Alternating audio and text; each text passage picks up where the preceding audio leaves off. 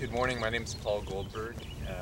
Happy to host the conference this year for Spring Press Conference. We're here on a beautiful site in Napa Valley in the Yountville appellation. It's absolutely gorgeous this morning, so thanks for joining us. Got Stag's Leap to the front of us here, and a really unique site here. Not your typical Napa site. We're in an old head-trained Zinfandel vineyard behind us from the 70s, all dry farmed, and in what you're looking at behind us is similar aged vines that are trellised and irrigated. Really proud to have this vineyard still in the family. It's been around, this actual piece of property has been around since the 1880s. My wife's father-in-law had it for about the last 30 years, and they homesteaded here. So it's a unique piece in the valley.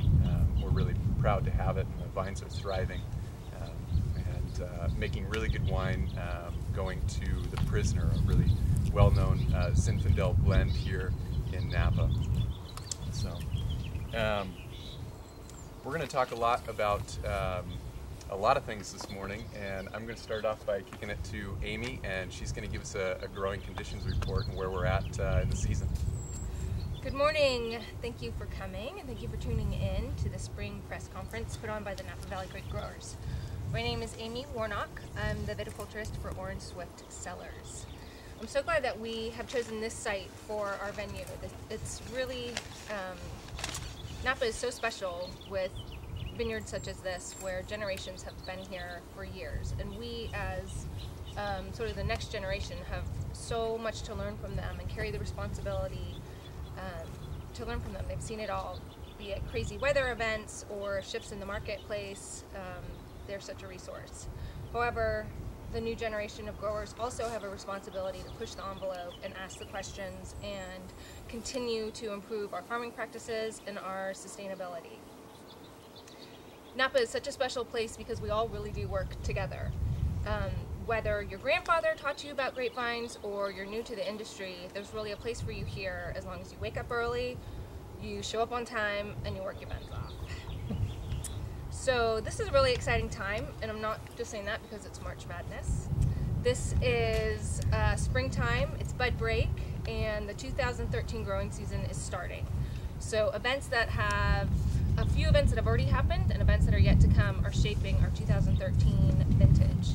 Some of these events we can control, and Paul's going to give us some good examples of technologies that we use that gathers information that we use to make critical farming decisions. Some of these events we can't control, and we're really at the mercy of Mother Nature. All of us are. As one of my college professors used to say, nature bats last.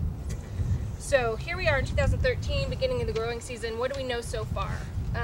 One thing I like to track at the beginning of the season is rainfall.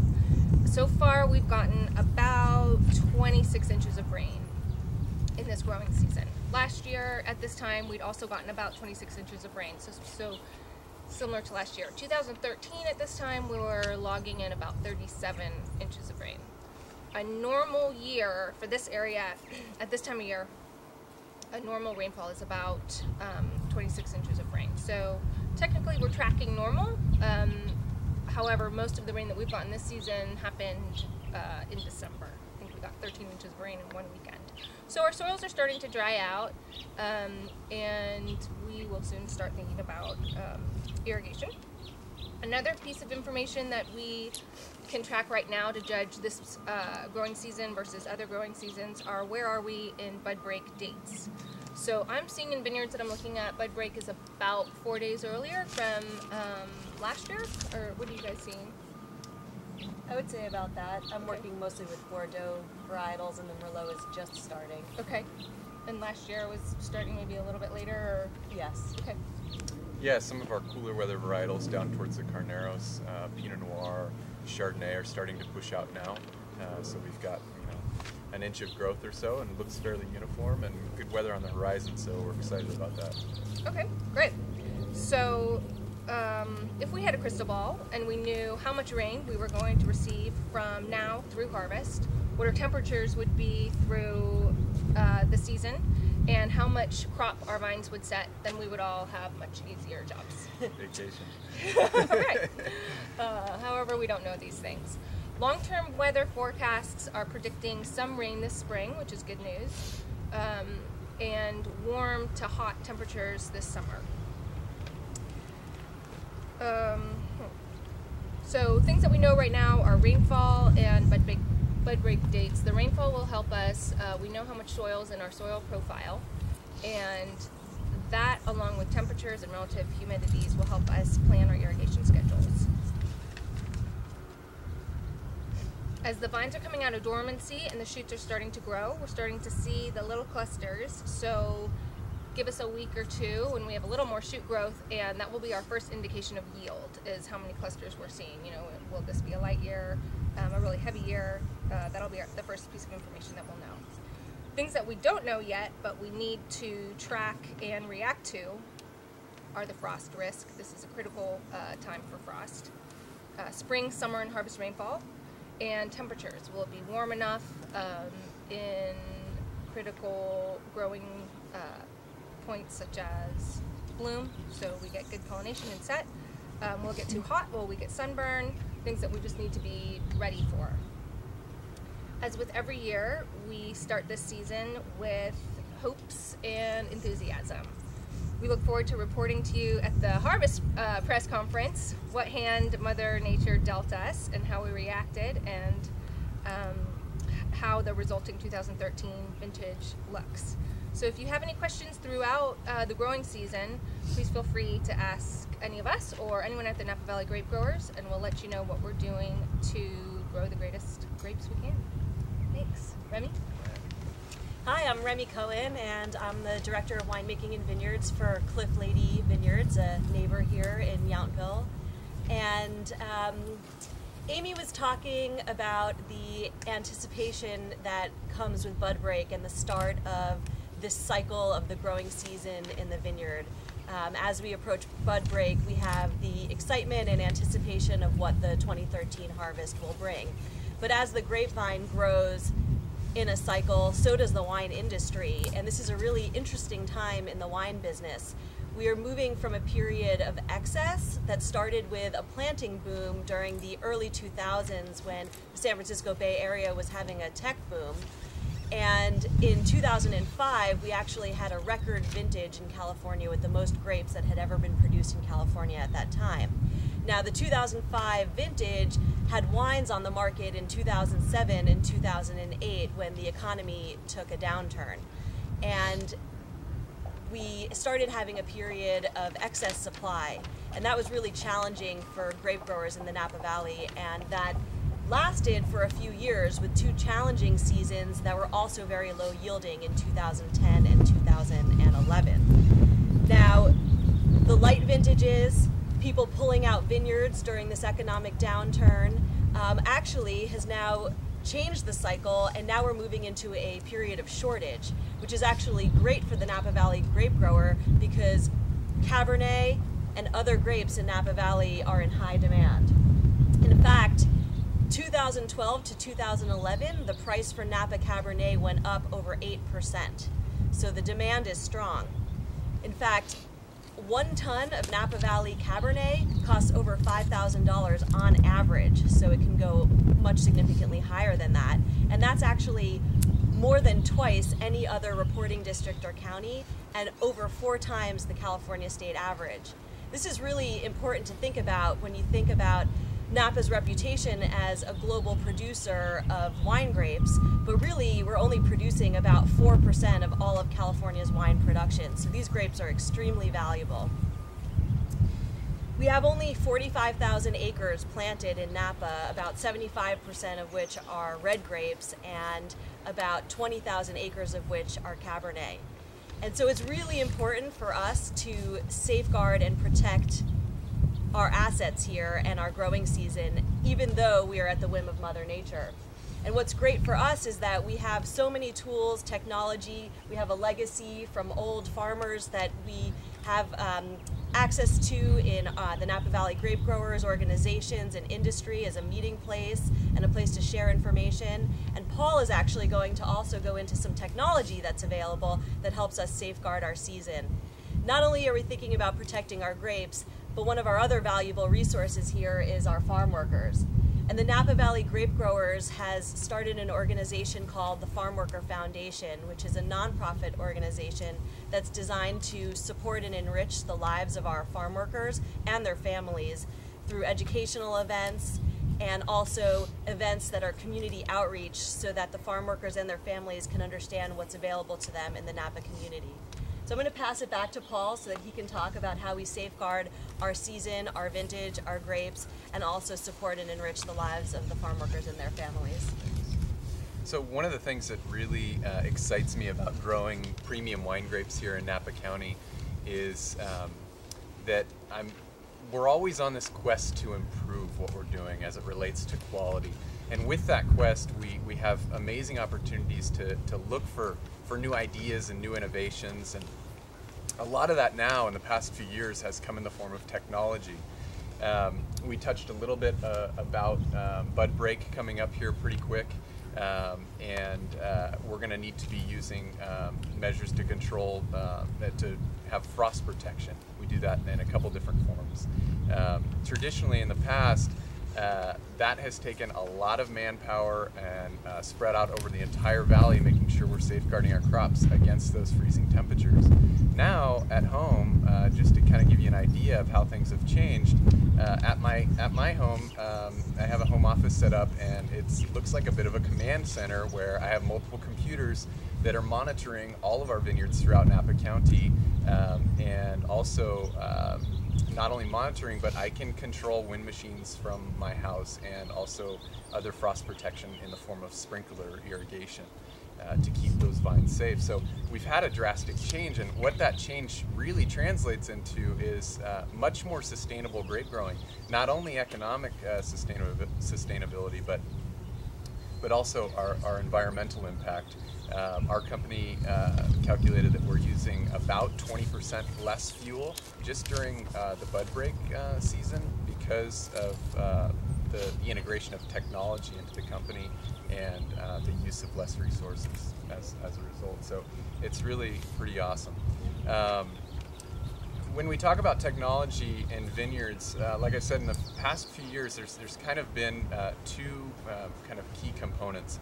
One is vineyard monitoring, and you might be able to see behind my shoulder over here, which we'll look at in a little bit, is what we call a remote weather station. And there are a couple companies that are primarily in the valley that provide this service of satellite-based remote weather stations. And basically, it is a pretty self-contained unit. It can go anywhere, very remote because it's satellite-based, and it is really a powerful information gatherer. So it's pulling all sorts of data from our vineyards and putting it up on web-based software and a relatively live stream so that we can see what's going on in our vineyards all the time. Not to say we don't walk our vineyards and have the boots on the ground mentality, but it's really important also that that we can see kind of a 24/7 view and make proactive farming decisions about what's happening in our vineyards, especially as it relates to weather, both frost control, like I already talked about, and also when we get really big heat spikes in the summer. So vineyard monitoring is really amazing. It's a bit of a misnomer to call them just weather stations because aside from basic weather conditions like air temperature, humidity, wind speed, things like that we're monitoring, we're also monitoring a ton of different aspects in the vineyard. We have leaf wetness sensors. We're actually measuring the temperature of clusters so we know when they get too hot. We're measuring solar radiation so we know how many cloudy days we have versus how many sunny days we have. We have soil moisture probes in the ground so that we can tell, when it's dry and when it's not, and when we need to irrigate. So that monitoring is really a key component. The second component is actually the remote control, like I introduced earlier. Being able to make farming decisions without actually having to go into the vineyard. And what that really translates into is controlling irrigation remotely and our frost protection systems. So like I said, traditionally we would have teams of folks throughout the valley monitoring and turning on frost protection systems during these cold temperatures, and now we can do it at home, which is really amazing. Really saves us a lot of time and energy and resources, and improves the overall grape quality. We can time those decisions instead of turning on prematurely because we didn't know exactly when to turn on. We can turn on at the precise time, which has really helped us out a lot. Another technology that's really come on board in the last couple of years is sap flow technology, and this I'm actually most excited about. It's a collar that actually goes around the trunk of the vine or an arm of the vine on the older wood, and it measures the water flow that goes through the vine during times of stress, so times when the vineyard starts heating up. So online I can watch in real time a graph that's being generated of not only the climatic demand and heat spikes, but also how my vines correlate to that climatic demand. So how this really helps is when there's a really strong correlation between the weather conditions in the vineyard and the vine response in the form of a heat spike and good correlation with the water moving through the trunk, I know that my vines have an adequate level of water. As soon as that vine response starts tapering off, I know exactly when to water, and not only exactly when, but also exactly how much. And we found in the past couple of years, integrating this technology, that some vineyards that we used to water on a regular basis because we didn't necessarily have the right tools to know any better, now we're not watering at all. In fact, this block behind us traditionally has been dry farmed for years and years. It's got very deep root systems, but this block in front of us that has irrigation has not been dry farmed traditionally, but with sap flow technology we can now do that. So those are just kind of some of the technologies we're using these days. I think we're at kind of the tip of the iceberg. I see lots more stuff coming in the near future, and it's really exciting to be a part of that here in Napa.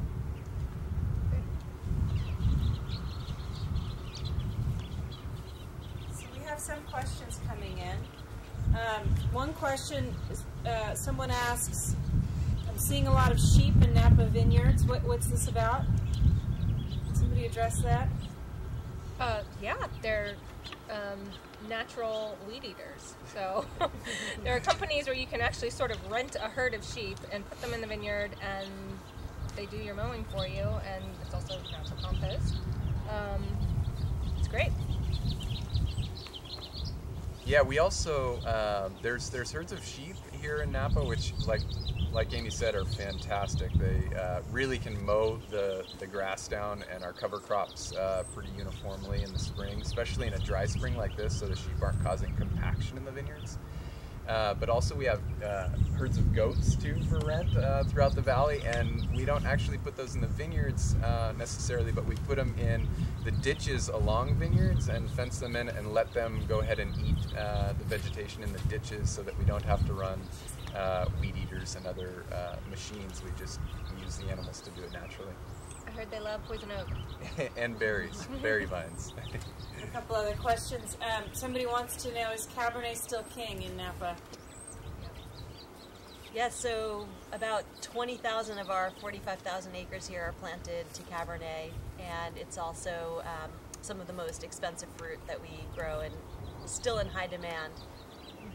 Interestingly, I saw that the Cabernet Franc average price per ton was higher than Cabernet Sauv, but I think just the demand for Cab is so high.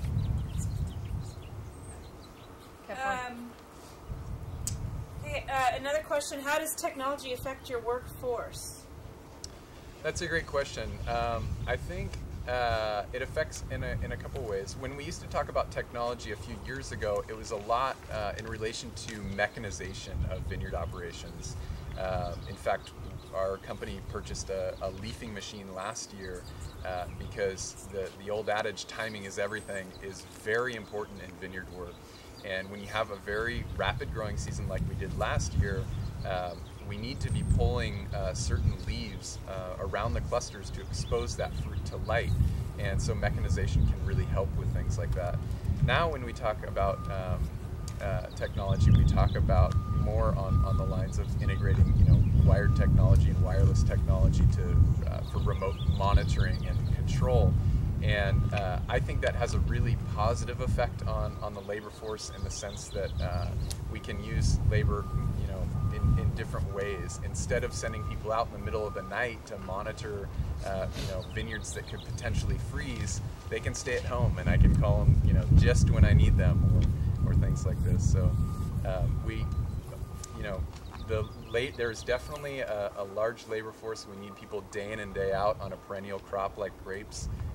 We don't have a workforce that's migrant. Grapes require year-round work. So, like Remy said earlier, we pile a ton of time and energy into educating and training our workforce through the Farmworker Foundation, which we've raised, I think, to date somewhere in the mid 300,000s to develop educational programs, and really it's helped with a lot of proactive farming decisions, because they're spotting things in the field. They're really the eyes and ears, and bringing us stuff and saying, what's this bug, or I found this in this corner, and it really, really has translated into huge cost savings and proactive farming decisions. So the last question I'll ask from Twitter is, somebody noted that you all seem so young, and they want to know if that's normal for Napa. Thanks. I think we touched on that a little bit. I think Napa is, a combination of farmers that have been here for generations, which is so important, such a wealth of knowledge. And like we said, it's an open industry. If you're willing to show up and ask the right questions and put in your time, then there's nothing stopping you. Yeah, there's, interestingly enough, Napa went through a big boom in the 1970s, so there's a bit of a changing of the guard, which is interesting. We're here in this old vine Zinfandel vineyard with new vineyard managers, which I find kind of fascinating, how many young folks are now kind of at the controls of the operations here in Napa, myself included. I work with my father-in-law still, who's very involved, and my brother-in-law, who's close to my age. And it's really fun to be in an industry with young, vibrant people who are willing to work hard. And like Amy said, we love the young vibe here. There's a question from press. Yes. You were talking about the Farmworker Foundation and how you've raised this money. Can you tell me a little bit about how the money was raised and what are some of the things that you're doing to help the farm workers? Sure. You want me to? Sure, go ahead. Okay, great. So the majority of the funds that are raised for the Farmworker Foundation come from our annual harvest event called Stomp. It's a wonderful party that we do every year. We host it in a different vineyard. This year it's going to be hosted up in St. Helena at a Trinchero facility, and we have what we call a fund a need. We raise a paddle, and overwhelming support at that event for the Farmworker Foundation, and we've been increasing every year in the amount of money that we're able to raise for that. When I first started with the Farmworker Foundation, we had, I don't know, half a dozen events or so throughout the year. One of which was our biggest is a 2-day workshop that we've put on at Starmont Winery for the past few years, but it's rotated to a few different places. And at that 2-day workshop, in the off season, we bring in, anywhere from 150 to 200 workers, and both field workers and managers, and divide them into groups. And we have sessions on everything from vineyard sustainability, erosion control, vine physiology, viticultural practices, teaching them about the vines, pests and diseases. But also what I'm really proud of is that we've developed leadership training courses and also English literacy courses for these folks that are ongoing. We've had overwhelming support and interest on those programs, and in fact we're just about to launch a second English class because there was so much support for it that we need to open the doors up a little wider.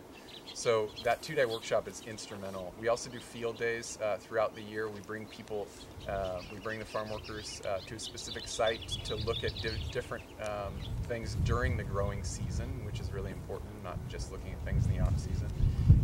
We also recently took a field trip to UC Davis and the farm workers actually saw, you know, the kind of the back end, what happens, you know, on the university level, where grapevines are coming from, and it's very, very cool. So it's something we're very proud of. When was the foundation started? About 3 years ago, the foundation started, but we had been working on educating farm workers well prior to the foundation, and it's really something that is unrivaled. I don't know of Farmworker Foundation like this anywhere else in the nation, that we've piled, like I said, a lot of resources and creativity into training our farm workers, because we know that they're here day in and day out, and they're, you know, doing a lot of the work here. And they are the eyes and ears of the vineyards, and the better educated and trained that they are, the better off we all are in terms of overall great quality here in Napa. So, if people want to follow up and ask further questions or dig deeper into any of these issues, how will they contact you? Well, a great place to learn about the Farmworker Foundation and all the great programs that Napa Valley Grapegrowers has to offer is our website at napagrowers.org. And then lastly, maybe each of you can speak to what you think the next big exciting thing is for Napa that you're a part of. I'm really excited about the energies being put forth towards replanting and just health of Napa Valley grapevines. You drive through the valley and see a lot of replanting happening. There's some virus that we're finally getting a hold on. Still have a lot of work to do to find out how it's spreading and what exactly it is, but people are finally having the resources to pull these vines out and plant them with certified clean material. And Napa's really on the forefront of that. I'm just excited about the wine quality.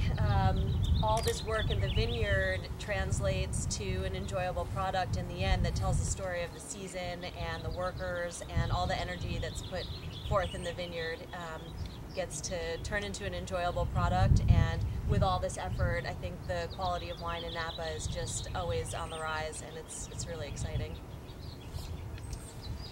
Yeah, like I said before, what most excites me is the innovation that's going on here.